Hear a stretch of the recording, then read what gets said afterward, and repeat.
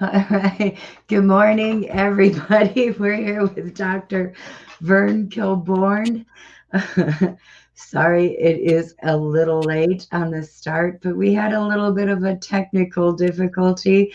Mine with timing this morning, first of all, and Dr. Vern with some technical issues. So it's been quite the morning getting us started. Hi, Vern. How are you today? Well, I'm vertical one more day, and that's an accomplishment. There you go. Oh my goodness, my goodness. So, I mean, just for our Mesquite audience now, we had a nice weekend. I believe you had a little bit of a acting debut, maybe after a bit of a hiatus, if you ever did any acting back in high school or whatever, any drama. But uh, didn't you win a trophy this weekend? Well, I did. In fact, two small trophies. I have lots of trophies in Toastmasters for speech contests, but never one from drama. Yeah. So you won a best actor or actress, a best actor, right? I hope I hope it was the best actor. Actor, not actress, right? And the other one was the Gulical Choice. So the Gulical Choice Award. How do you feel about being the Gulical Choice of the evening? Well, I'm just very proud to receive anything this time in my life, except the summons to appear in court. Do you have any kind of acceptance speech prepared for your fans? Yeah. No, just thank you, everyone, and I may or may not do this again, but probably I will. Yeah. So what we're talking about is the murder mystery dinner that we did for Ray's Mesquite this weekend at the Beaver Dam Lodge. Vern brought a wonderful party of his friends and neighbors and his dear wife along, and they um, enjoyed the evening along with some other Rays members, City Councilwoman Sandra Raymaker, Sheila Gustafson, Tamara Binder from Toastmasters. We just had a really, really good crowd. Diane and Jim Medina from my church group. They're just had a great time. So Friday night was a good evening. It was a fundraiser, so the money is going for the girls' dance team, the Virgin Valley girls' dance team, high school. So they didn't get to do much this year. They were kind of shunned out or shut out of activities from COVID and what little there was to do. They didn't get a chance to participate in, but they did do Little League. They opened up our Little League season. So we're glad, and they helped with the concession stands and everything. So we are absolutely thrilled to be able to give them some help back. So, and thank you for coming, Vern. You made the evening very that much more fun for the rest of us. Yeah, we certainly had fun, and we look forward to doing something like that again. Well, good, good. So, we didn't talk live. I did put our video the other day on Facebook, so people will have a chance to actually watch it. But we were going to talk about something different today. So, what do you have prepared for us, Doc? Well, on our last thing, we were discussing what the attitude was of the population when I first started practice 61 years ago, and compared to maybe the attitude today.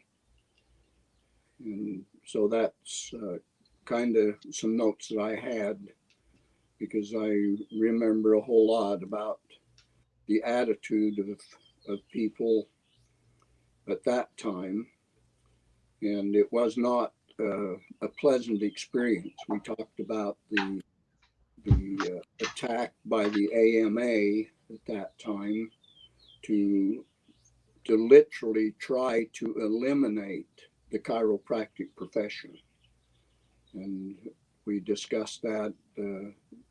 The attitude stayed there for many years until chiropractors, 5 of them from Chicago, sued the AMA as a political organization. And it was in litigation for 15 to 16 years. And it finally went to the Supreme Court of the United States. And the Supreme Court ruled in favor of the chiropractors.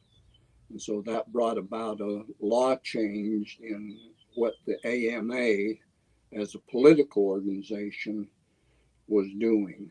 I have What? now, nor have I ever had any problems as far as the physicians, the medical doctors themselves, other than those ones that were very anti-chiropractic back at the time that I was started in practice in 1961. So what was the basis of the lawsuit? What principle did they sue the AMA on? Well, there were several things. I don't remember all of the particulars. It outlines it in the court documents if anyone wanted to take the time. But basically, they were calling chiropractors quacks. They were calling them cultists. They were putting out propaganda that the chiropractors were untrained and they could get their diplomas by mail order catalog, and that we did not have any training.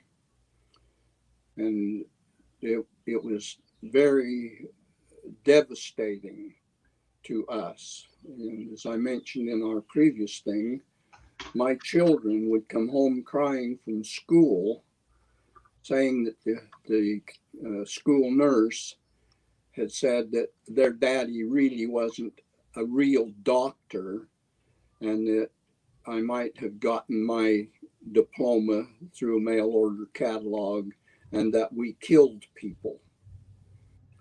And that's hard for children to live with when it comes from a figure of authority. And so it was very disturbing. And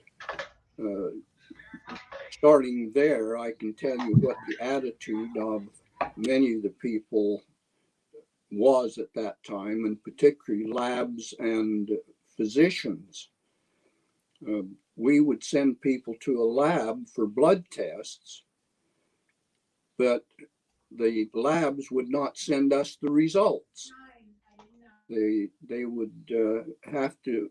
They said we had to receive those lab results through a physician, a medical doctor, and so we were pretty much forced to take on different measures.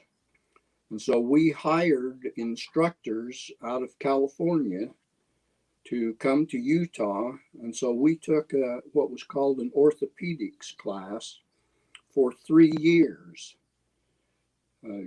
giving us a background in what was called chiropractic orthopedics, as well as we went through lab testing procedures. And so I had to set up literally a lab in my office, and I was conducting my own lab tests. We would draw blood and we would put it in packets. And this was at the time that the vacuum tubes were first introduced.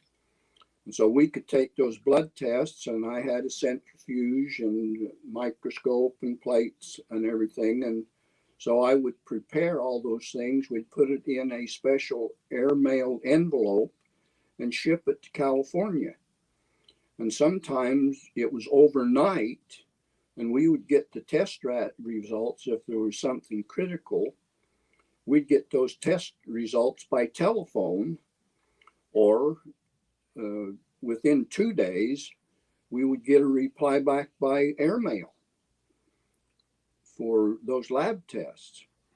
Now, I was fortunate that I could get lab tests of my own because I had a patient that owned his own lab.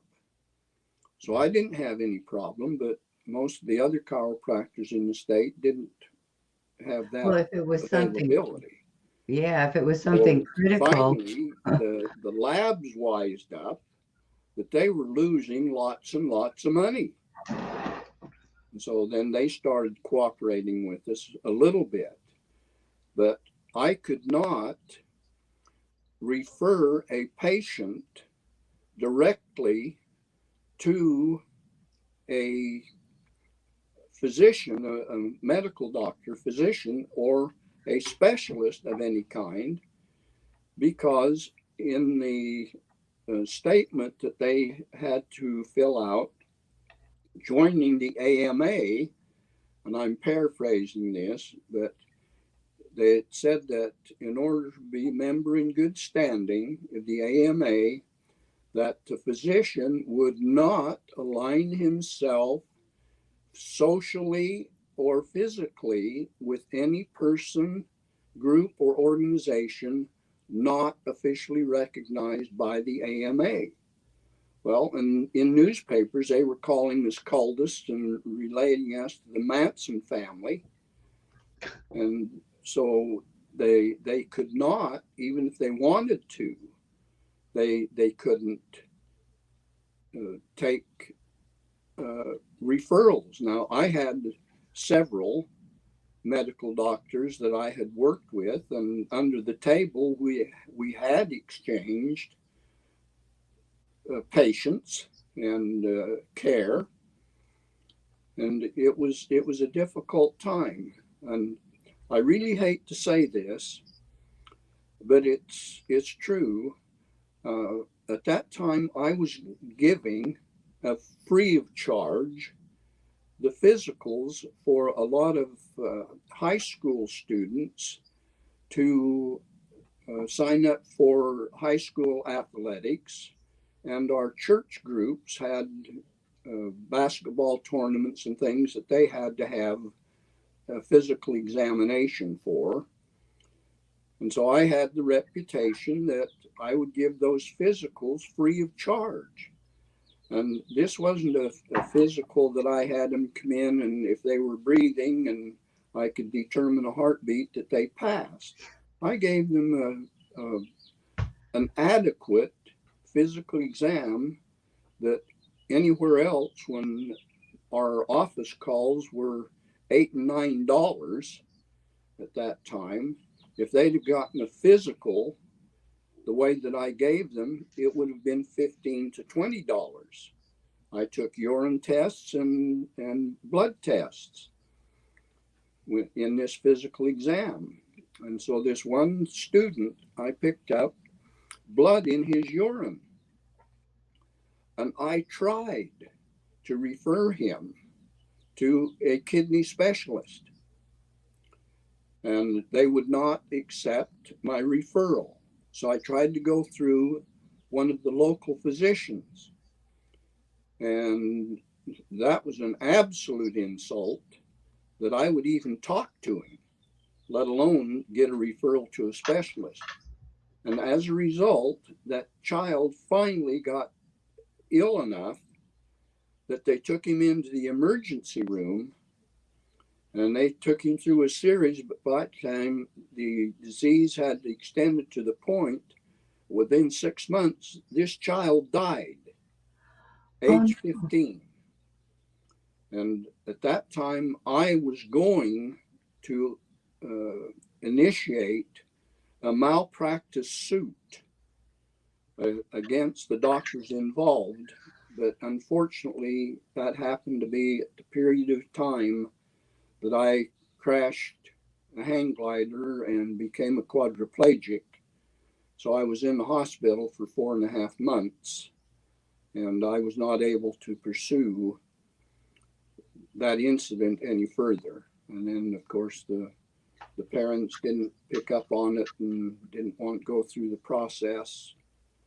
But this happened, and it was disgusting that they would Yeah. allow this to happen. And that was the attitude of so many of the physicians at that time. They believed the propaganda that was being spread worldwide, not just in the United States. It was being spread worldwide to colleges and universities all over the country.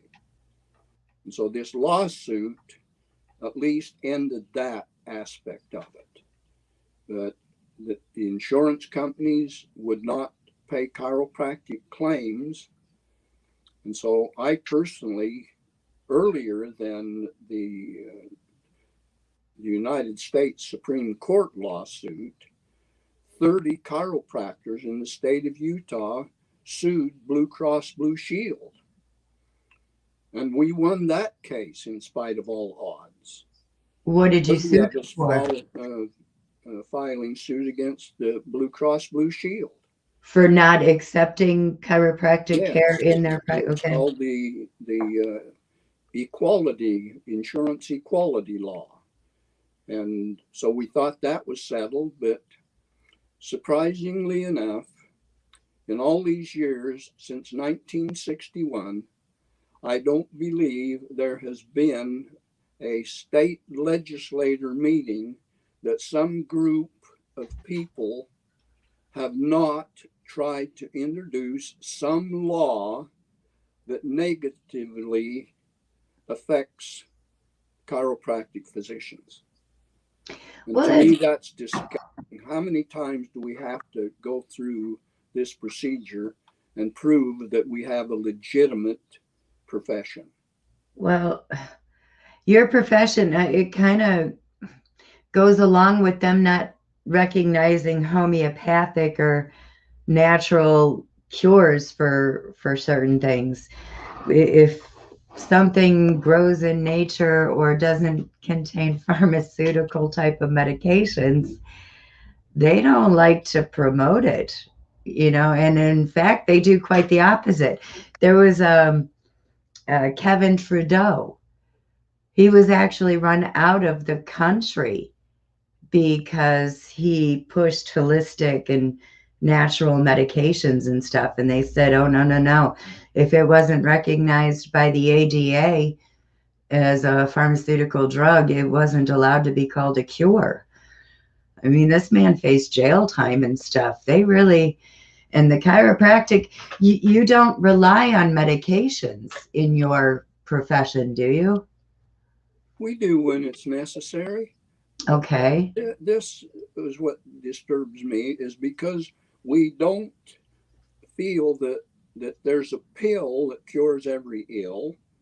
I don't think we have to go there. We have shown time after time, the chiropractic profession has survived on medical failures. Usually, that isn't the case now Mm-hmm. because some people recognize that chiropractic does more things than just relieve back pain. But uh, there are times when we need medication.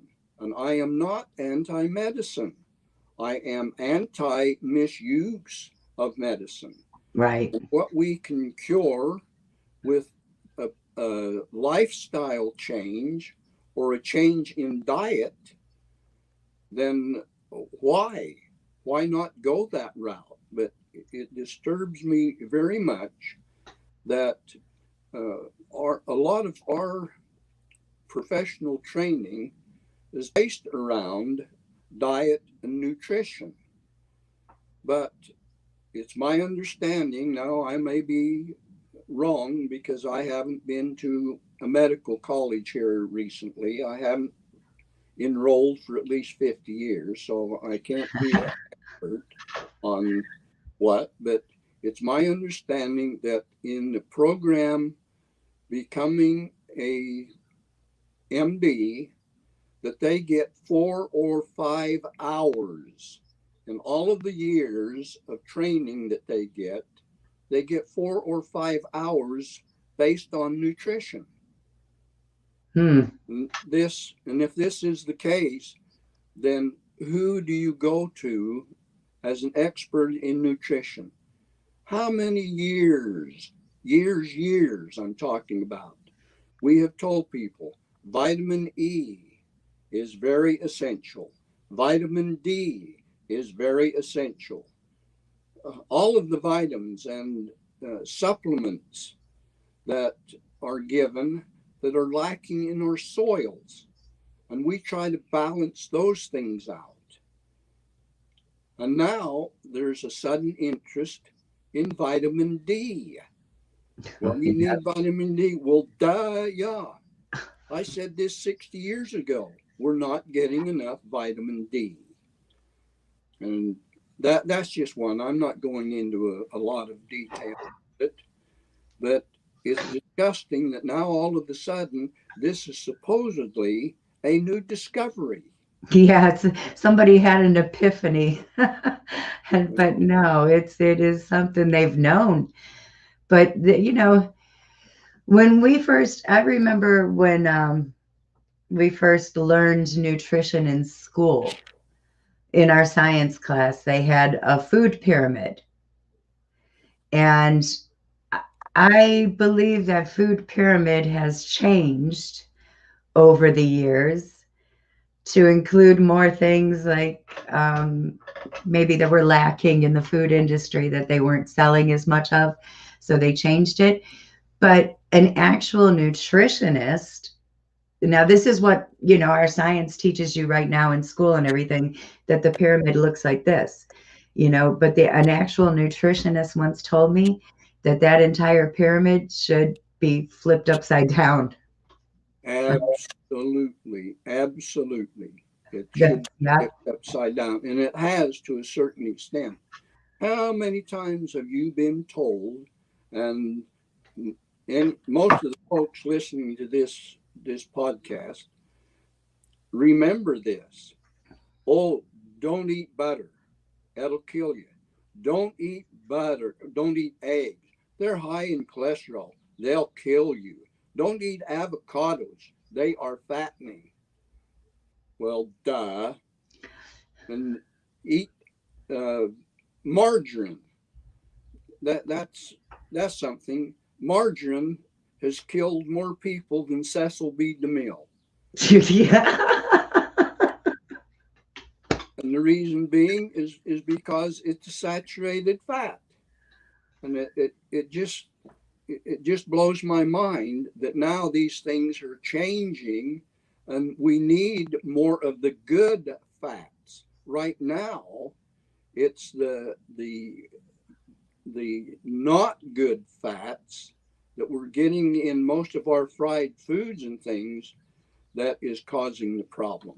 It is not margarine and butter and avocados and eggs that are doing it. Just as a kicker, I'll give you the history of margarine.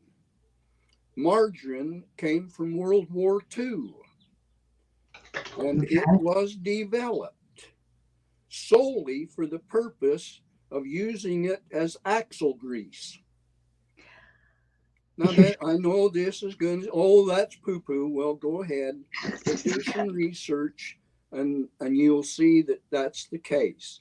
When it first came out, it had to be white, and you had to have a little yellow capsule that you broke that gave it the food coloring to make it look like butter.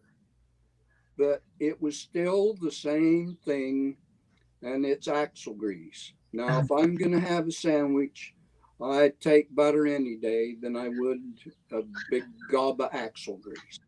Yeah.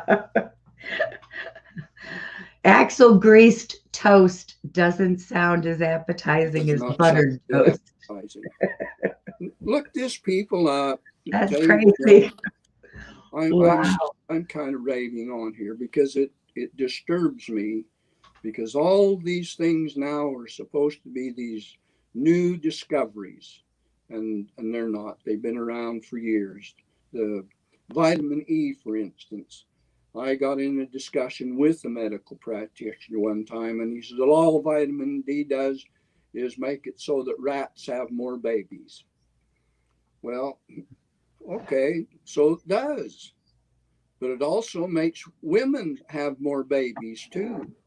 In I grew up in Morgan, Utah. And there are a lot of mink ranches up around there. And at that time, most of the mink ranchers made their own mink food.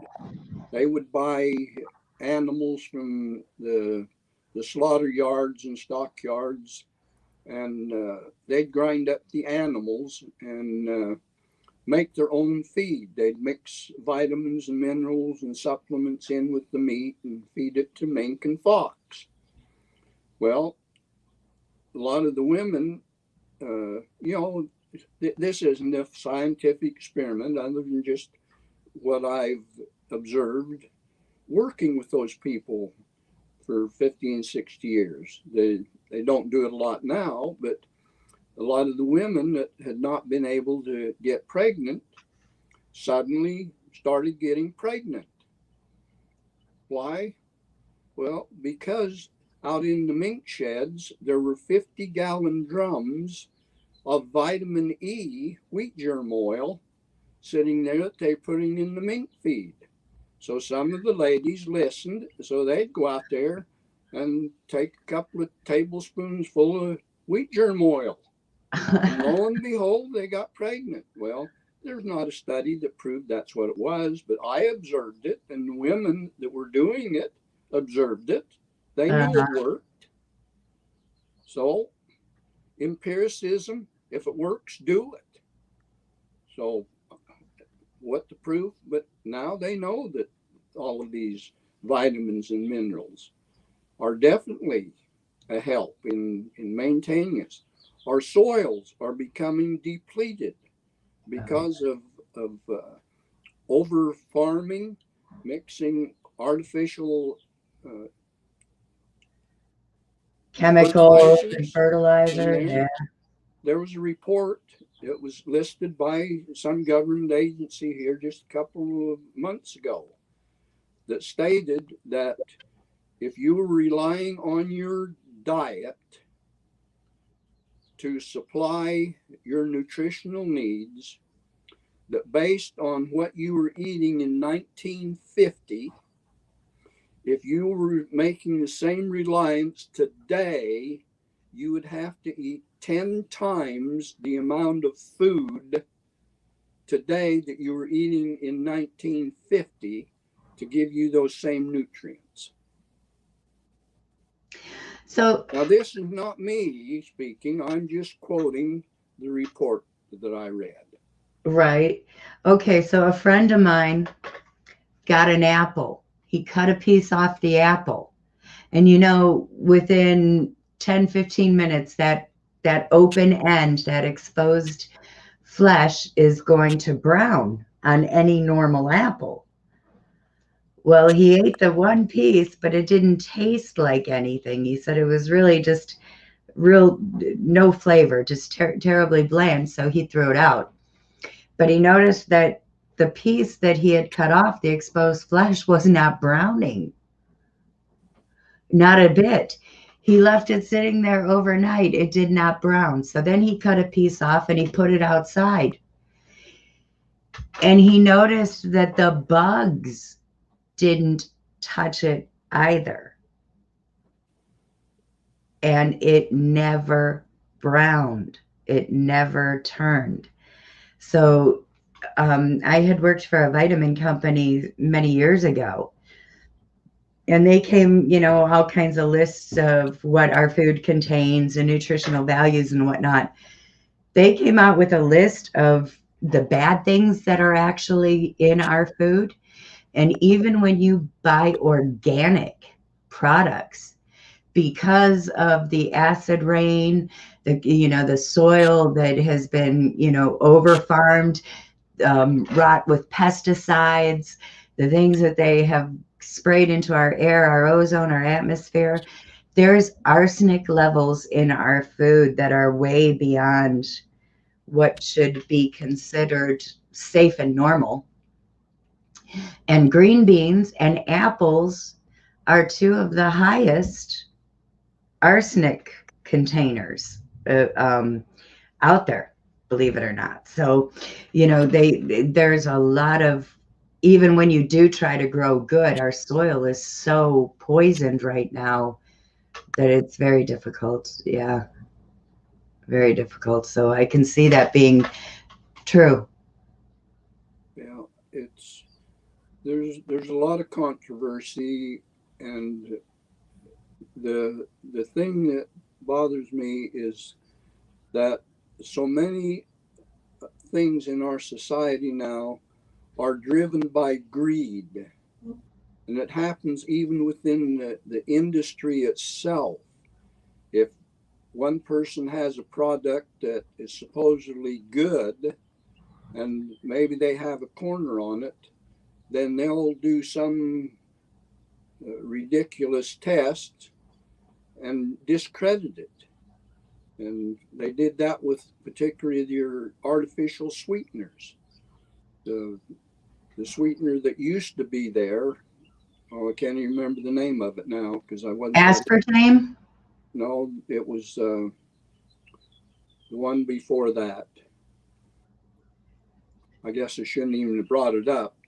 But anyway, this one company that was a competitor did a test, and they fed these rats 1,000 times higher dosage of this artificial sweetener, saccharin. It was saccharin. Oh, okay. They fed 1,000% higher than these rats would have ever gotten. Well, supposedly it gave the rats cancer. So have you seen saccharin around anywhere? No, Oh, no. on a tube. And now they've got 10 others that are just as bad. And while I'm going to mention that, here's another thing that I'll mention, just FYI, for your information. You can look it up here if you want to. Vitamin D is so very essential in our diets. Somebody, and I don't know who started it, but about 5 years ago, they started pushing it through the VA. When I'd go in for my annual checkup in the VA, they started asking me about vitamin D and testing of blood for it. Well, it's very essential. The vitamin D that you take must go through two physiological changes before it's absorbed into the body to use. One of the processes take place in the kidney, the other one takes place in the liver. But both of these physiological changes are essential. But artificial sweeteners stop that physiological process from taking place. Oh, Now, this isn't me talking, I'm reading you the report, and you can look it up for yourself. And now, you can pick up anything on the internet now. You can build an atomic bomb by what you get off the internet. But you have to be careful of the research that's being done and who's doing it. So don't just rely on one source. And I didn't. I checked several different things, different sources on it, and they come up with the same conclusion that these things happen.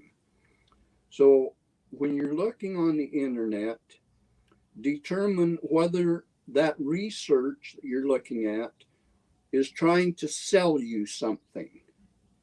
If they're trying to sell you something, then be very aware because they can change whatever results they want by research, by giving a grant.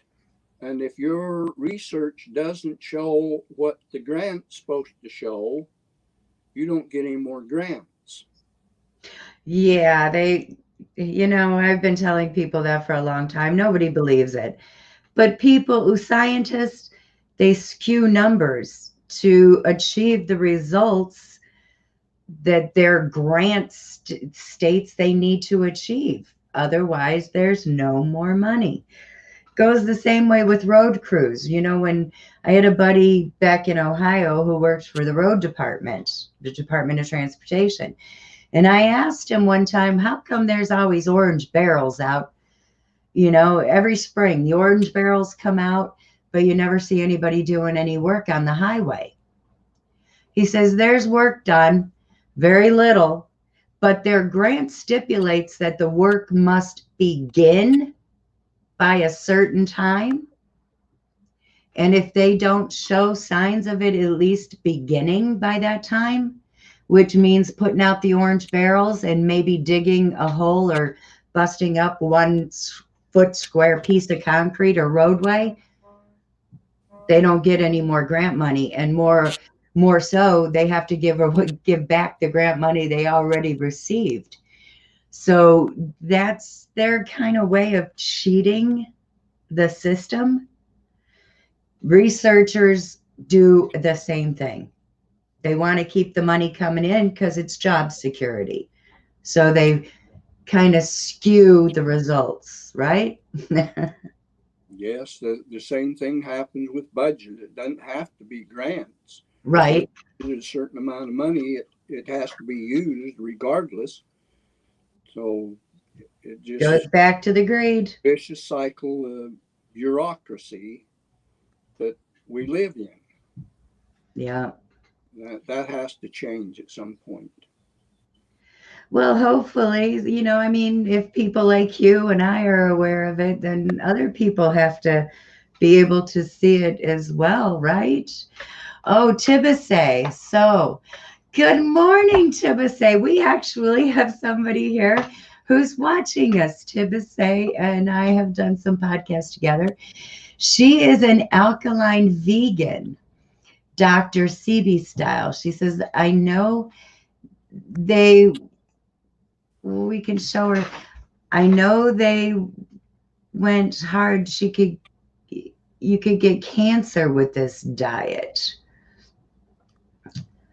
An alkaline, because you could not.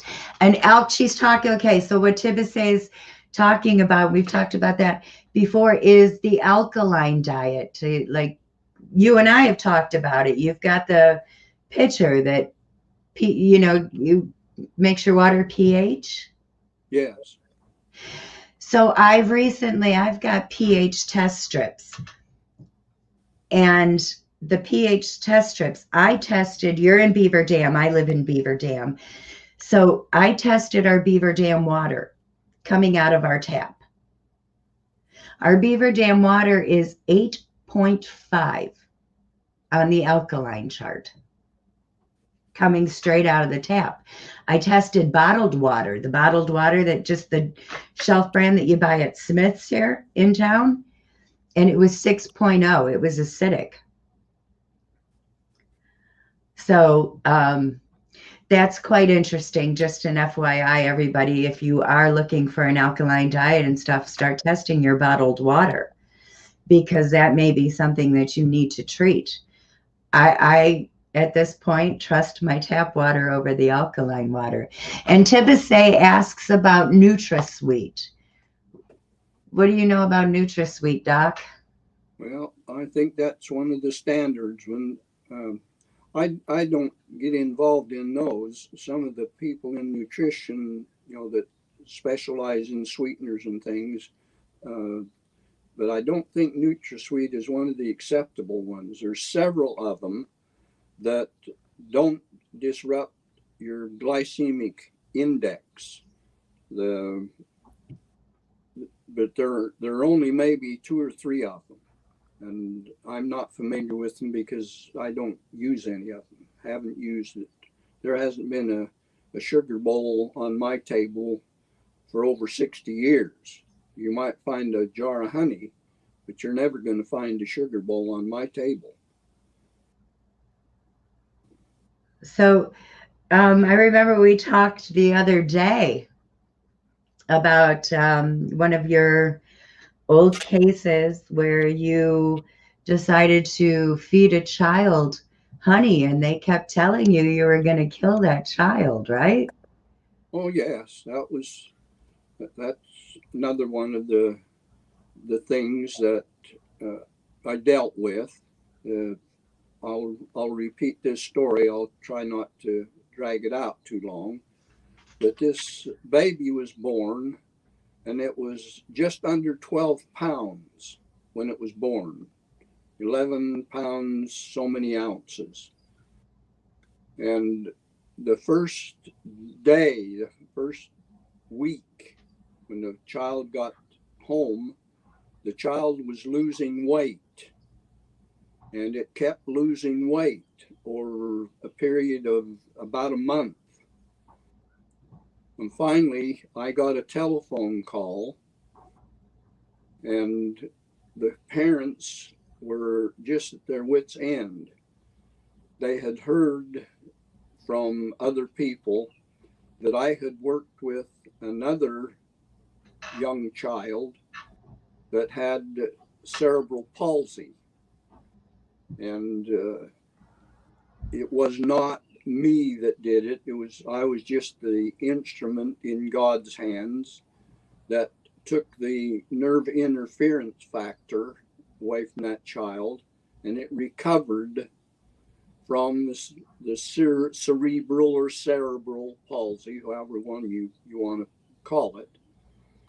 But the child recovered and did not have any long term disability as a result of it.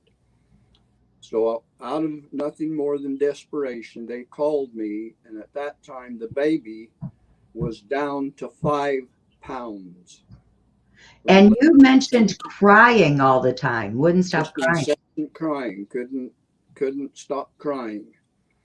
And so they had been to the uh, pediatrics specialist, and he just shook his head and he said, "Your baby is dying, and we do not know why. We don't know a reason. You can either take her home and love her, or you can send her to the University of Utah Hospital and they will test her," which to me meant they would experiment with her. Well, I didn't encourage the parents one way or the other, it was their choice. But they decided they would bring the child home and love her. And out of desperation, they called and asked me if I could do anything. And I said, "Well, all I can do is try. It may or may not be a chiropractic problem. If it's a neurological thing, then yes, I can possibly help the child." They said, could we bring her over? And I says, "Absolutely not. I will come to your home." So I went into the home and checked the child, and the child definitely had a cervical involvement. And I think it happened in the birth process. This happens a lot, and I'm not going to go into an argument here because I don't need to. I've proven to myself things that happen, and I don't care what your conclusion is when we get done. But anyway, the child was still crying, and I took the child and just literally held her in the palm of my hand, and just run my two fingers up the spine and found the problem and gave it a little. Well, I asked the parents. I said, "Is it okay if I manipulate this child's spine?" They said, "Yes, we're willing to try anything." So I just tweaked it, and there was an audible pop. All of us heard it. And immediately the child stopped crying and just relaxed. And the parents asked me right out, "Is she dead?" And I says, "No, ma'am, she's asleep. She's sleeping. Let's let her sleep until she wakes up on her own. She probably hasn't had an hour's sleep in the last couple of months. So they said, well, what do we do? I haven't been nursing her. I haven't been able to nurse her. So I don't have any milk. And we don't have any formula right now. And I said, well, at this point, in my opinion, I wouldn't give her any formula. The formula that I would give her is go to one of the local dairies that have A-grade milk. They have their own milking machines and cooling tanks, and get some whole, unpasteurized cow's milk, warm it up and sweeten it with some honey and feed the baby. She needs some immediate nutrition. Well, after my making house calls sometimes 3 times a day, working with this child, the response was immediate. She started gaining weight, she stopped crying, and in a very short period of time, she was back up and exceeding her birth weight. Well, the so-called gossip got around town, and the county nurse got a hold of it, and she was going to file a complaint with me, about me, to the state licensing board and charge me with malpractice because I had the audacity to advise raw cow's milk and honey for sweetening. The honey was a danger because the honeybees flying through the air can pick up bacteria that may be harmful to that child. Well, the California does. I mean, who's she going to get to testify against me? For starts, because here the baby was alive now, Right. and the doctor was a chiropractic hater, and even he admitted, I don't want to believe this, but whatever you're doing with that chiropractor, you better keep it up because whatever he's doing is successful. He saved your child's life. Didn't you say you attended that baby's wedding? Yes, she grew up and has children of her own. Her parents have passed away by this time, but and I haven't seen this young lady for probably 35 years.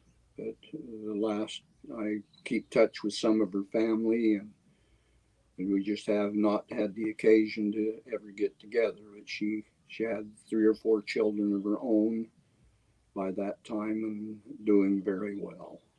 Okay. Tibisay says that she uses right now, she's using Truvia.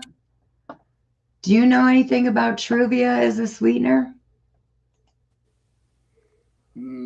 I've heard the name, but It's a natural sweetener, isn't it? Tibisay from plants.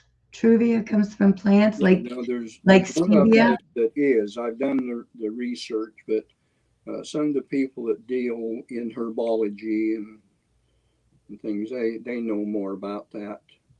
I've got enough to keep track of just seeing what's happening in the chiropractic profession and the supplemental profession, and I just don't get into that type of thing, which I am not personally involved with. She said, yeah, the Truvia is from plants. So I would imagine anything that's natural and plant-based as far as a sweetener wouldn't interfere with other of the supplements. No, that's not true either. No.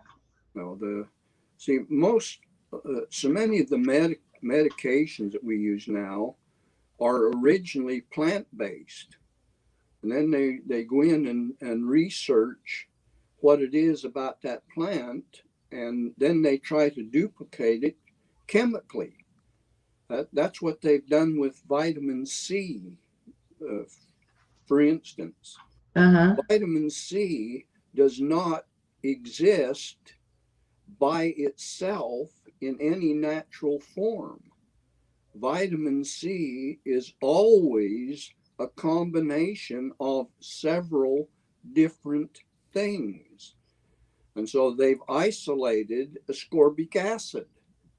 And so that's vitamin C. Well, it isn't. Just taking ascorbic acid as a vitamin C is like buying an automobile and it doesn't have an engine and transmission in it. You're lacking the supporting ingredients that go with it. And that happens in so many of the pharmaceutical things. Uh, Mold, for instance, that's where penicillin came from. And everybody wants to get rid of mold, but mold is the basic. There's very toxic molds. Now, I'm not saying just molds in general. Some molds are beneficial, such as many of your really high class cheeses. What would you do without those molds? Penicillin is another one that it isn't used a whole lot anymore, but it's a beneficial mold. But if food does not mold, if the mold does not eat food, I don't want to eat that food either. Oh, That, yeah, good that point. example is when somebody put a McDonald's hamburger in their suit pocket and it was in there for 15 years and it didn't mold and they took it out and said, well, it was still edible. Not me. No, No. thank you. Well, That's that's what they're trying to go to now. They're talking about all this this laboratory grown meat and this artificial, I mean, produced foods. What the heck is I don't want to have any part of anything grown in a laboratory. I'd like my meat, if I'm going to eat it, which I don't very often, I like it to be, prior grazing or yes. I like my sources. They our milk is saturated with growth hormones.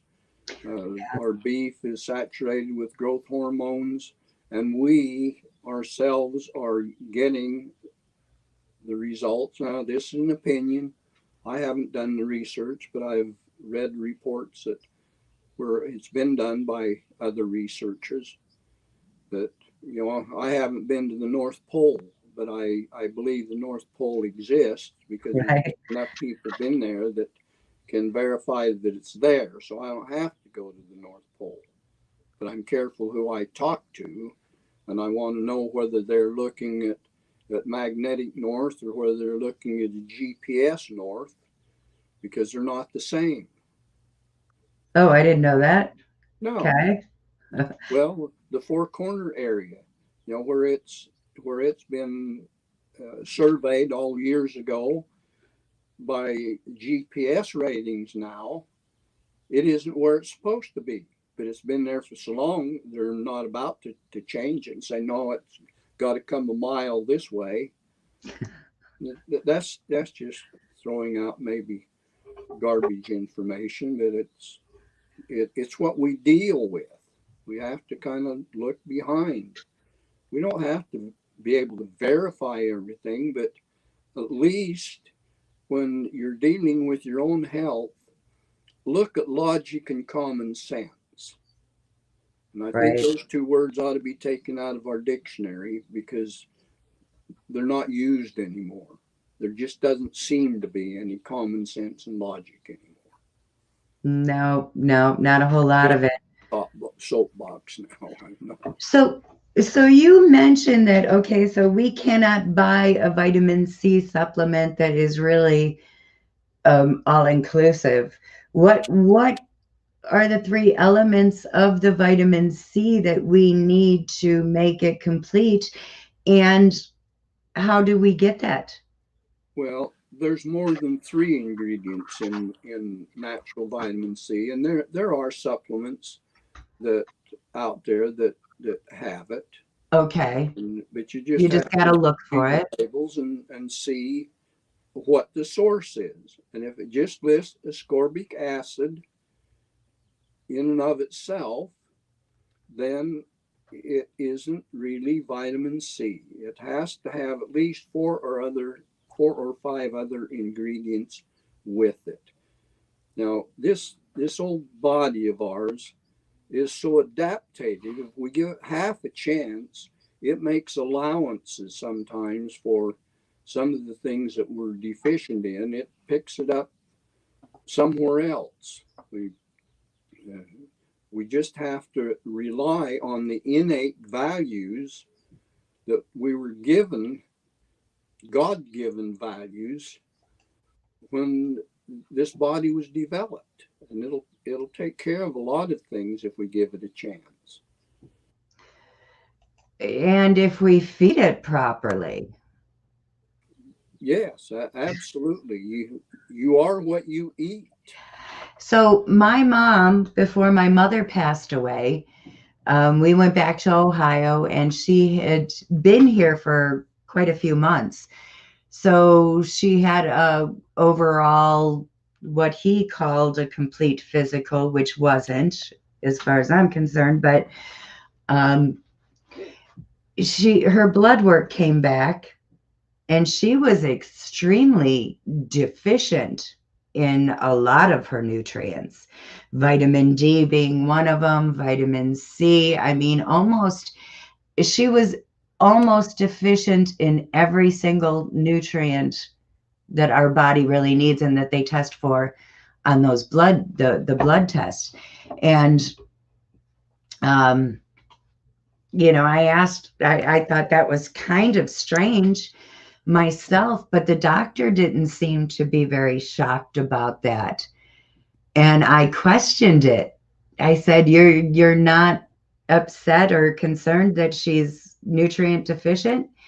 He said, "No, probably 90% of our population or the people he sees are deficient, extremely nutrient deficient."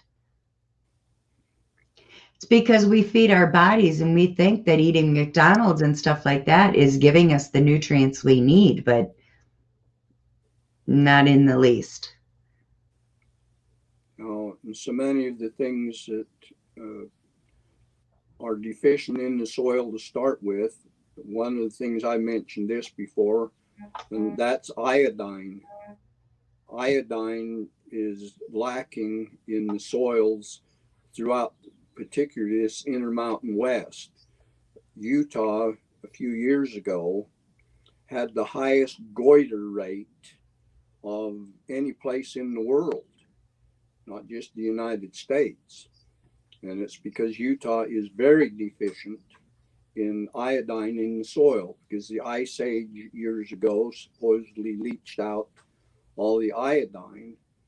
So, to correct that, the scientists realized that it was iodine that was causing the goiter because of its dependency. The thyroid is dependency on iodine, one of the main ingredients for your thyroid function. And so it was causing the goiter. So they added enough iodine to our salt. That's why there's iodized salt. Iodized salt is different than sea salt. But they added just enough iodine to the salt to correct the goiter problem. But it is not enough iodine for proper thyroid function. And how many people right now do you know that are suffering from thyroid deficiency of some sort? Yeah, it It's seems to be a prominent thing. important. So Tibase asks a question: do we need to use zinc and vitamin C together to make sure we don't just pee the vitamin C out, or the zinc, which Well, the zinc is very essential, along with the vitamin C. That's why most everything you find in nature is not one single thing by itself. It has to come from a plant source. Basically, that's where all most of these things come from, is from the plant source. And they combine things, and then the body breaks it down, and the body can break down fats and convert them into sugar. And they and a lot of people say, well, that doesn't do that. Well, it does, because how come people will admit that the body can break down sugar and turn it into fat? So why can't it turn it from fat into sugar? See, this is common sense and logic. Open your eyes. The body does all these things, and we don't pay any attention to it. We think we're so smart, and we decide, well, I think you need this. Well, maybe you do. And any supplement I give, I don't, well, anything that I work with a person, I don't give them a guarantee that anything's going to happen, because I can't cure anybody of anything. The body makes its own cure. Even the pandemic thing that we're going through now, where does the immunity come from? They don't give you immunity, but I'm not going to go there, folks. They give you a shot that stimulates the production of the immune system in your own body to give you the protection. Right. Duh, this goes on day after day after day. If just coming in contact with a germ and a virus, there wouldn't be a single one of us that lived beyond that. We wouldn't make it to 6 months. Well, we Right. might, because of the mother's immunity, because she gives us some immunity for the first couple of years. But here I don't want to go there either, but we we have to have, most of our things come from plant source. We eat lots of green vegetables. We have to have those every single day. Well, why do you need green and leafy vegetables? It's to provide nitrogen. Nobody talks about nitrogen anymore, but So what is nitrogen is essential to body health. You need some green leafy vegetables every single day of your life, or at least raw fruit and vegetables, because it gives you nitrogen. But another FYI, where is the most available source of nitrogen? 80% of the air you breathe is nitrogen, but you don't use a single speck of it in your human body until the plant absorbs the nitrogen. Then you eat the plant that has the nitrogen in it, then the body gets it and uses it. really? Calcium, or calcium, yes. Calcium, if you mine it out of the ground and it's only calcium, and this is generally calcium carbonate, because it's very plentiful, it's easy to get, and it's cheap. But calcium carbonate is not readily absorbed in the human body. It's virtually worthless to you. But that's probably 90% of the calcium that's absorbed in our society today is calcium carbonate. You So, mean what's available in the sources? yes, Yeah. you can get it. You can get plant source calcium. Uh, any calcium, bone meal calcium, has been from plant source because it comes from an animal that has eaten the plant. So it's combined with other things, calcium, and it has phosphorus and nitrogen and all sorts of other things. Just calcium does not make up a bone. Calcium is only one particular part of a bone. But getting back to this nitrogen thing and the plant source and the calcium, even your eggshell, which is really not all that great a source, but they come out with these promotions that something works, and so they jump on the bandwagon and we start giving it as a supplement. And people don't do any research; they just take it just by leading the goat leading the sheep to slaughter. They don't do any checking to see what the source is. Uh, see, everybody's got to have uh, Coral? oral calcium. Well, that calcium has been sitting there in salt water for centuries, and it's still there. Yeah. In common sense, I can't feel that calcium is going to be very easily dissolved in the few minutes it's in my stomach. Right. Don't buy it. I'm sorry, but here's a little common sense and logic. I just don't go along with it. And this is opinion. Not everybody's like the belly button. Everybody's got. Well, hold on. I'm sorry that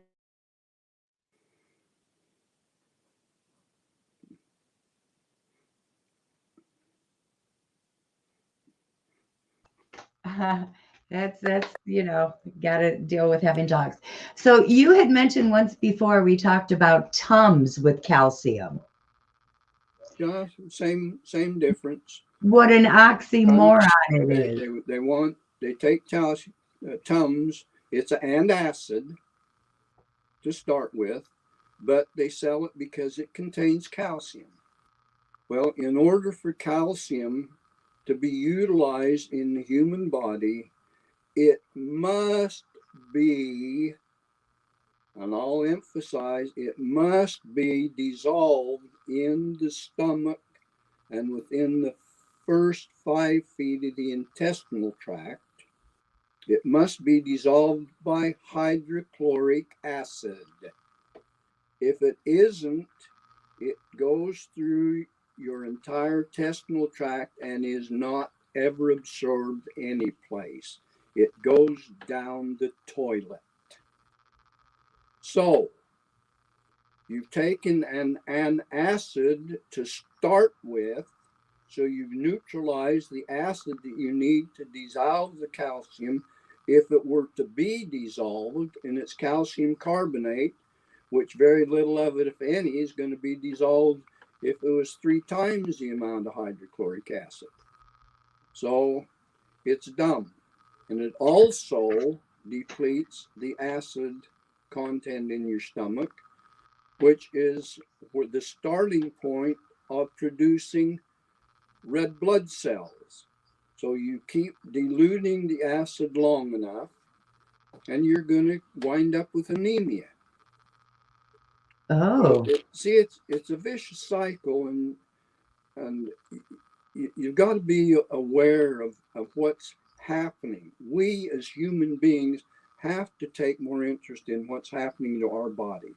One of the big issues right now, they finally come up here again, brand new discovery, which isn't brand new, been around for years, and that's the probiotic. You need so many good bacteria in your large intestine because that's where a lot of your digestion takes place, a lot of your absorption takes place. But the kicker that's finally come out recently, this is where about 80 to 90% of your body immunity comes from. And here again, take some time and research what I'm telling you. I'm not just raving on here. But you need the bacteria, the probiotics. So now that's on the bandwagon. Everybody's selling you probiotics. So most of them that are being sold are in powder form and not even in a capsule. They give it to you in a packet that you mix with something else. Well, the stomach acids destroy most of those bacteria before they ever gets to the bowel. So it's a ripoff. If you're going to take the probiotics, eat a lot of sauerkraut, And some people think that's yucky, but that's the probiotics that you can take that the body acids don't kill. But there are capsules out that are patented that do not dissolve for between 3 and 4 hours.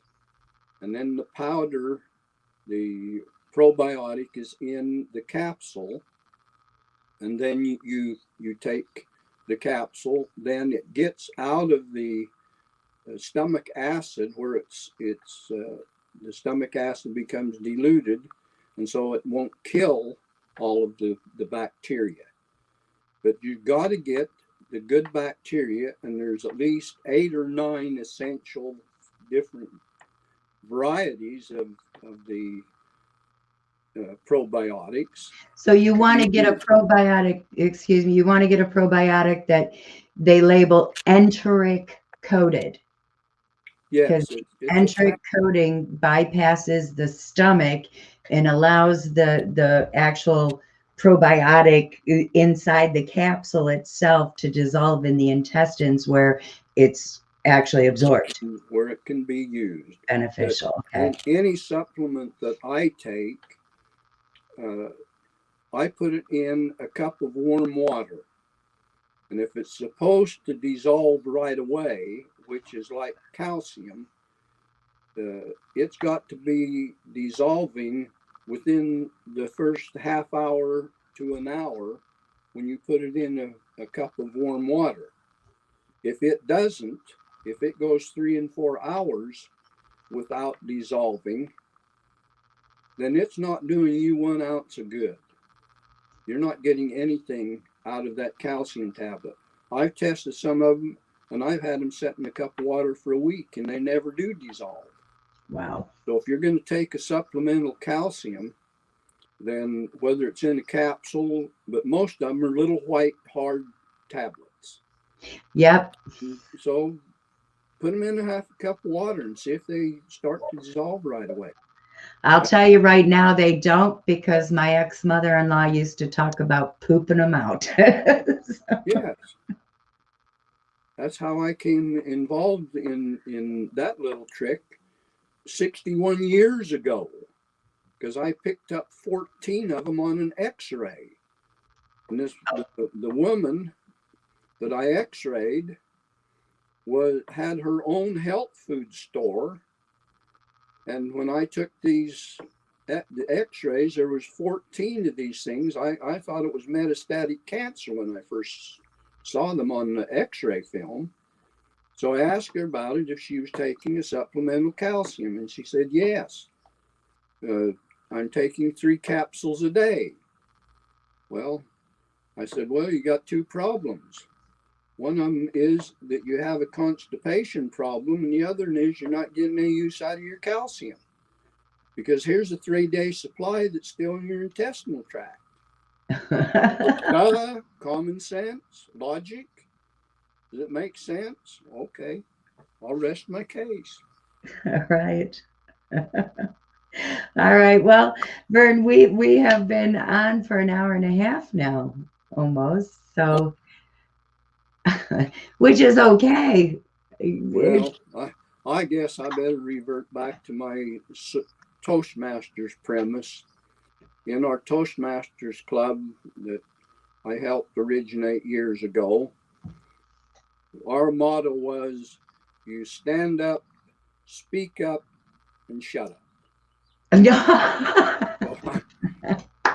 So I'm gonna end up there. I'll watch the time a little closer here next time. No. It's actually my responsibility to watch the time, and we don't have any limits. Okay. Well, I don't want to get people bored. Right. I'm thinking that maybe we can pick back up on this Friday morning. I believe we can do that. All right. I'll try not to forget to get involved. Sorry, guys, this morning, my fault was I got involved in a new project and got so wrapped up I lost track of time. So Vern had to call me and say, are we still on? And I said, yeah. And then when he tried to get on, he had technical difficulties. So Friday morning at 9 o'clock. How about let's set a date? Yeah, just don't get mad about it. No, I could never get mad It at makes you happy. It tickles me to death. you. Seeing your face in the morning makes me happy. Getting your anything from you and Barbara makes me happy. So, um, Tibisay said it was very interesting, that the show was interesting. And thank you, doctor. She said, thank you. So hopefully, maybe Friday morning, if we let people know, thank you for joining us, Tibisay. I love you. And need to email me maybe about Saturday morning because um, we've skipped a couple of weeks here, and I miss chatting with my friend.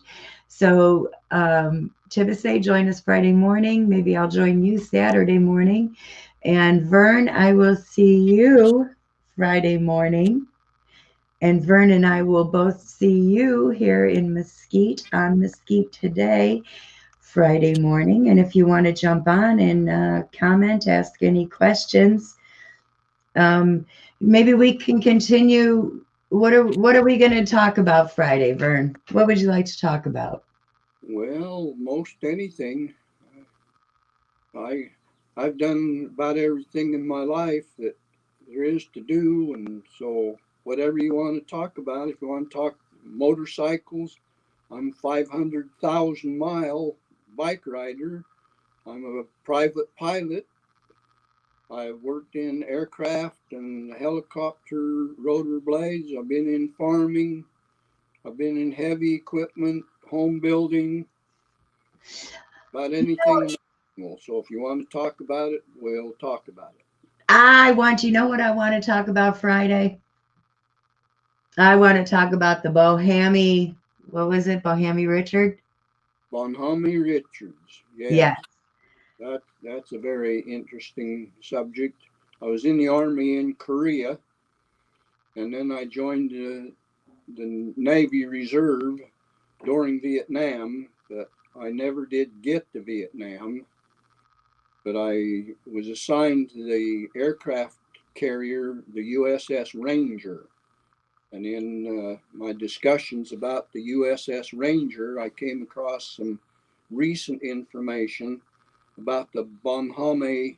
And I know this is not pronounced correctly. That's a French word, and I'm not going to go there. I can't twist my tongue around far enough to pronounce all these French words and don't care in the first place. But the Bonhomme Richards comes from the original ship that was given to the United States in 1765 by France. Okay, I'm going to stop you there because I want to save the story for Friday.